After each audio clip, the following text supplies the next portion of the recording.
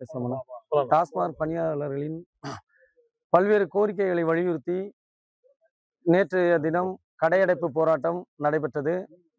இந்த கடையடைப்பு போராட்டத்தின் காரணமாக அரசு எங்களுடைய கோரிக்கைகளை மறுபரிசீலனை செய்து அதற்கான தீர்வு கொடுப்பதாக உறுதியளித்துள்ளார்கள் அமைச்சரும் மற்றும் எங்களது மேலாண்மை இயக்குனர் அவர்களும்.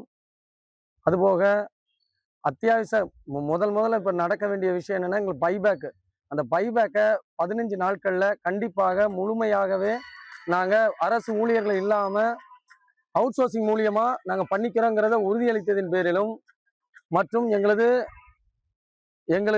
கோரிக்கைகளை மறுபரிசீலனை செய்து உடனடியாக எங்களுக்கு நிரந்தரமான பணி வழங்குதல், அரசு ஊழியருக்கு இணையான ஊதியம் வழங்குவதற்கும் கோரிக்கைகளை ஏற்றுக்கொண்டு மறுபரிசீலனை செய்து அதற்கு கால அவகாசம் கேட்டுள்ளார்கள்.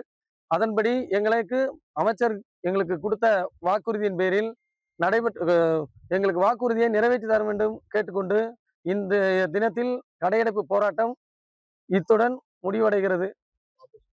வாபஸ் பெறுகிறோம்.